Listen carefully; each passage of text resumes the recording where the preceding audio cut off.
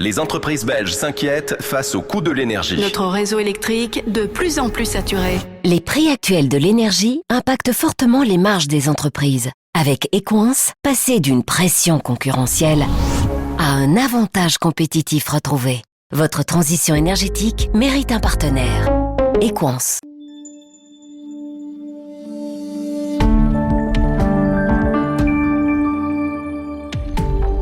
Il a eu cette idée il y a 10 ans lorsqu'il était étudiant, l'idée d'une plateforme en ligne qui connecte les particuliers qui veulent faire des travaux à des entrepreneurs fiables.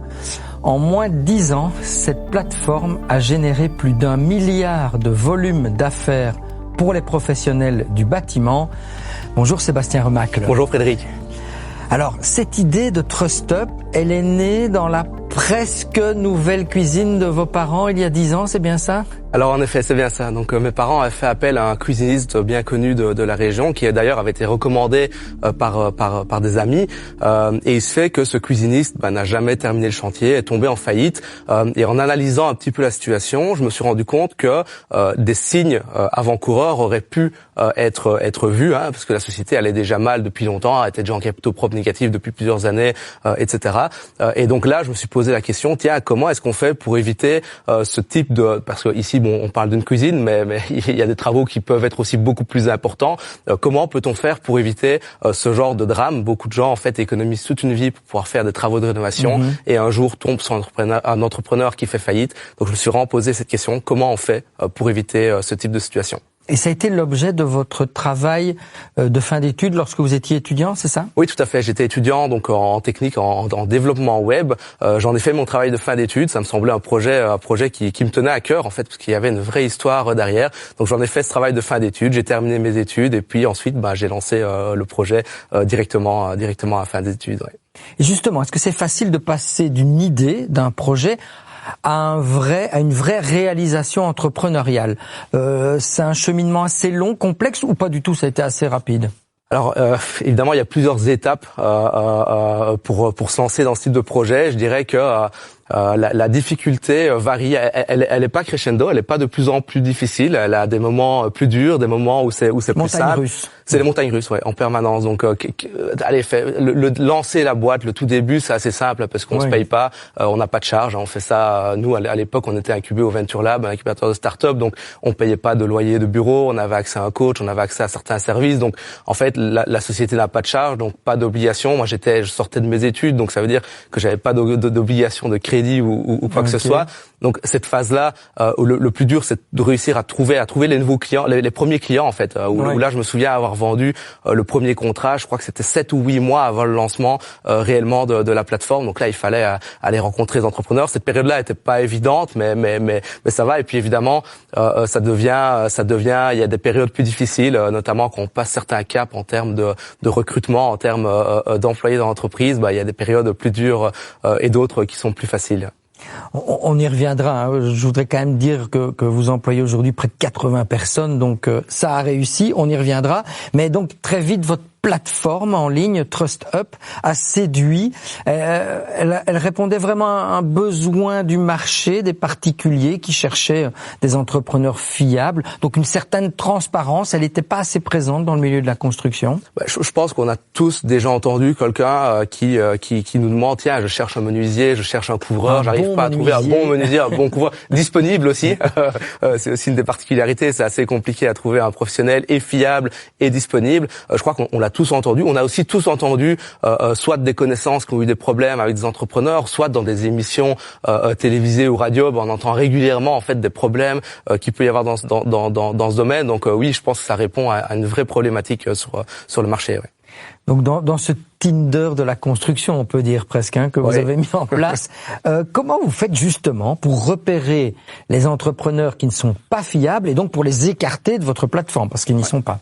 Alors d'abord, avant de les contacter, il y a tout un screening qui est réalisé. Donc on va vérifier leur situation financière, leur dette sociale, dette fiscale. On va vérifier est-ce qu'ils sont bien en capitaux propres négatifs. On va faire une vraie analyse de leur bilan, mais également de l'historique du gérant. On va vérifier est-ce que le gérant a déjà fait des faillites ou non, dans quel secteur, il y a combien de temps, etc. Donc tout ça, on va vérifier. Ça va nous donner un ranking en fait de l'entreprise. Et en fonction de ce ranking, elle peut ou non rejoindre la plateforme. Alors il faut savoir qu'il y a à peu près 70 à 75% des entreprises qui correspondent au ranking pour pouvoir rejoindre la plateforme. Alors un point important, ça évite pas le risque zéro n'existe pas. Oui. Ça nous est arrivé d'avoir des entreprises qui tombent en faillite, qui existaient depuis 50, 60 ans et qui tombent en faillite pour des problèmes de liquidité ou autre. Donc ce risque existe, mais nous on sait qu'on le réduit, on a calculé qu'on le réduisait de 95% à peu près. Ouais. Aujourd'hui, combien de professionnels de la construction sur votre plateforme TrustUp? En France et en Belgique, on a à peu près un peu plus de 6000 entreprises sur notre plateforme, en tout cas qui sont clients de TrustUp. Ouais. Et combien de particuliers qui viennent régulièrement voir ou... On a plus de 100 000 recherches par mois, okay. Donc oui, ça fait déjà un fameux volume. Et le business model, vous rémunérez sur un pourcentage du contrat qui est négocié, je suppose? Non, pas du tout. Justement, c'est un peu ça la particularité. On voulait pas utiliser ce modèle-là parce que du coup, ça fait augmenter la facture du particulier. D'accord. Un peu comme Booking, qui prend une commission pour un hôtel, on paye potentiellement sa chambre 20% plus cher. Donc ici, le professionnel paye un abonnement mensuel qui, à la fois, lui permet de trouver des nouveaux clients et des nouveaux chantiers, mais également, on lui met à disposition un logiciel de gestion pour l'aider dans son administratif au quotidien. Oui, parce que voilà, il faut dire que je l'ai pas souligné que TrustUp n'est pas qu'une plateforme, c'est déjà très bien, de mise en relation. C'est aussi un logiciel de gestion pour les entrepreneurs qui sont parfois non digitalisés. Donc vous contribuez à cette digitalisation du secteur, des exemples. Qu'est-ce que vous faites concrètement pour eux? Oui, bien sûr, tout à fait. Donc en fait, il faut savoir que nos clients, donc c'est les indépendants du bâtiment, les entrepreneurs du bâtiment. Généralement, ils sont seuls. La majorité du marché, c'est des indépendants qui sont seuls. Nous, en fait, on leur met à disposition un logiciel qui leur permet de faire leur devis, leur facture, qui est évidemment compatible avec la facturation électronique, mais qui permet aussi de calculer sans effort la rentabilité de leur chantier. Donc, grâce à notre logiciel, en fait, ils ont une vision sur leur rentabilité, donc leur marge brute, mais également leur liquidité. Parce qu'on sait qu'une des principales raisons de faillite dans le secteur du bâtiment, c'est l'entrepreneur qui un jour a un client qui ne le paye pas ou qui n'a pas payé sa facture d'acompte et qui a un problème de liquidité. D'accord. Ça, en fait, on l'évite grâce à notre logiciel qui calcule tout ça directement pour l'entrepreneur. Alors je le disais en introduction, en moins de 10 ans, vous avez quand même déjà réalisé une belle success story, plus d'1 milliard d'euros générés en termes de volume d'affaires générés pour les professionnels du bâtiment. Comment vous expliquez votre succès? C'est la facilité? Vous avez proposé un service qui était complètement inexistant, bien sûr. Je pense que le modèle plaît vraiment, à la fois aux particuliers et à la fois aux professionnels. Pourquoi? Des plateformes pour trouver des artisans, il en existe plein sur le marché depuis plus de 20 ans, que ce soit en Belgique ou en France. Le problème, c'est que ces plateformes sont complètement opaques. Le particulier arrive, il décrit sa demande et il va recevoir des entreprises qui sont imposées par cette plateforme. Okay, et en gros, qu'est-ce qui va se passer? Ces données vont être revendues à ces entreprises. De notre côté, en fait, le particulier peut soit passer faire une demande globale et notre algorithme va lui envoyer les bonnes entreprises, ou soit il peut directement lui-même choisir l'entreprise qui lui plaît le plus en fonction des avis clients, en fonction des photos de réalisation, de la localisation, etc. Donc je pense que le modèle plaît bien et côté particulier, mais également côté professionnel où on prend pas de commission, on ne revend pas de la demande du lead comme le font les autres acteurs du marché, c'est un abonnement. Le professionnel, c'est ce qu'il va payer, il a accès à des nouveaux clients, mais également à toute cette panoplie d'outils, dont un logiciel de gestion. Donc je pense que le modèle plaît vraiment au marché. Bravo. Et fin 2024, vous avez réussi à lever 5 millions d'euros pour le développement de votre société. Et vous avez réussi l'exploit de séduire un fonds américain. Comment vous y êtes pris? Alors, ça n'a pas été une route tranquille, comme on dit. Donc, déjà, il faut comprendre que dans le contexte fin 2024, on arrivait dans un contexte où les levées de fonds étaient de plus en plus difficiles, surtout dans le secteur de la tech. Donc lever 5 millions d'euros pour une boîte wallonne, avec notamment un fonds étranger, un fonds américain, c'est pas évident. Donc, il faut savoir qu'on a rencontré beaucoup de fonds. On s'est pris beaucoup de portes, que ce soit des fonds belges, français, européens ou même américains. Et puis on a trouvé un premier fonds qui nous a dit OK, votre concept il nous plaît. On a reçu ce qu'on appelle une term sheet, donc c'est un engagement de ce fonds-là pour un certain ticket. Et alors il nous restait plus que entre guillemets à trouver d'autres fonds qui voulaient bien s'adosser à ce fonds-là. Et c'est là qu'on a rencontré Noshaq notamment. Noshaq qui est actionnaire historique de la boîte. Ça a été un des premiers investisseurs à nous faire confiance et qui a continué. Donc ce premier fonds, cette première term sheet, on l'a reçu de Rise PropTech, qui est un fonds PropTech belge. Et ensuite, on a des entrepreneurs flamands qui se sont regroupés pour former un moteur d'investissement pour investir dans TrustUp. Et on a également ce fonds américain qui a mis un gros ticket aussi dans ce levée de fonds. Alors gros ticket pour nous, pour lui c'était son plus petit ticket historique, il faut le savoir, mais pour nous c'était un gros ticket. Ouais.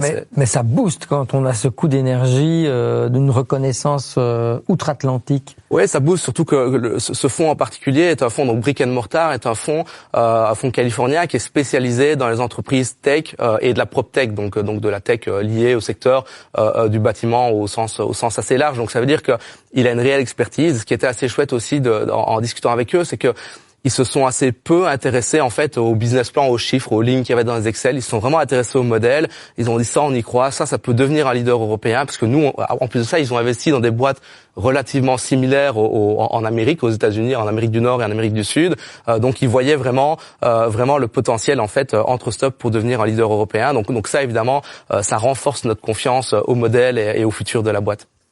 Alors je l'ai dit, vous avez commencé le projet tout seul derrière votre écran d'ordinateur.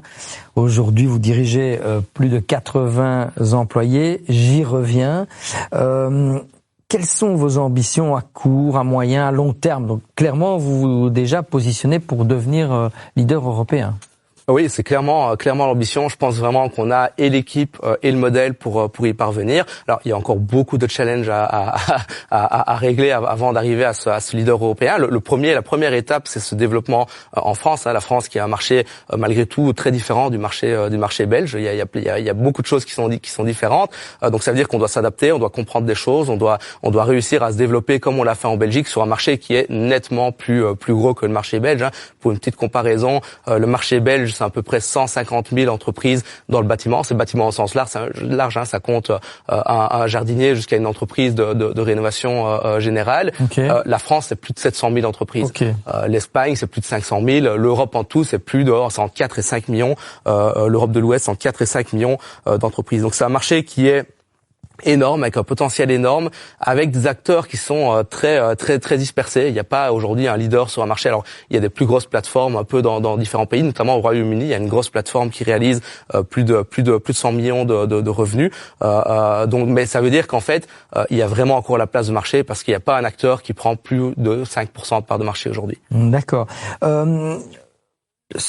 Les crises successives, l'Ukraine, la crise énergétique, l'Iran, on sait que le prix des matières premières a aussi explosé, que le secteur de la construction est quand même un peu en essoufflement. Est-ce que vous le ressentez dans votre propre business?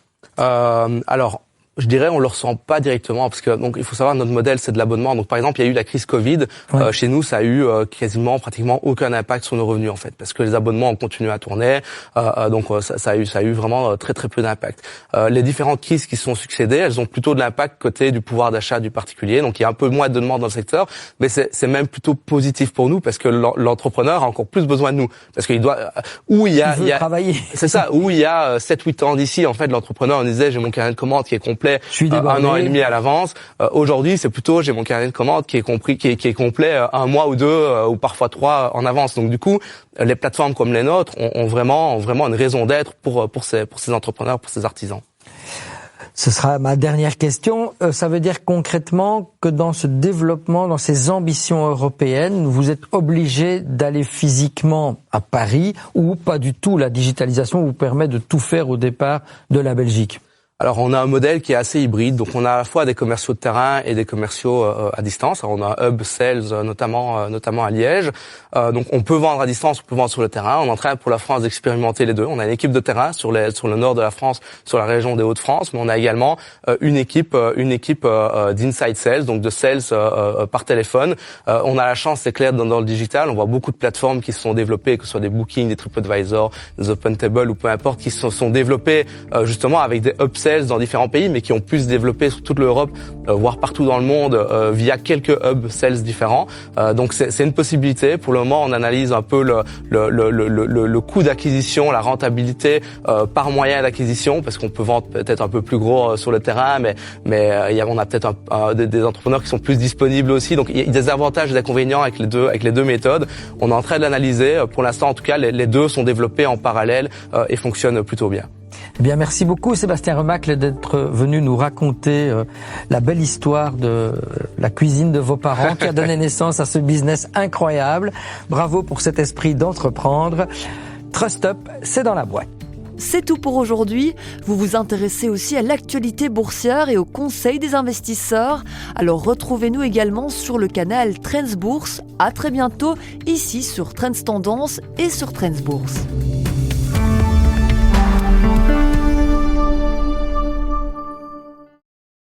Les entreprises belges s'inquiètent face au coût de l'énergie. Notre réseau électrique de plus en plus saturé. Les prix actuels de l'énergie impactent fortement les marges des entreprises. Avec Equance, passez d'une pression concurrentielle à un avantage compétitif retrouvé. Votre transition énergétique mérite un partenaire. Equance.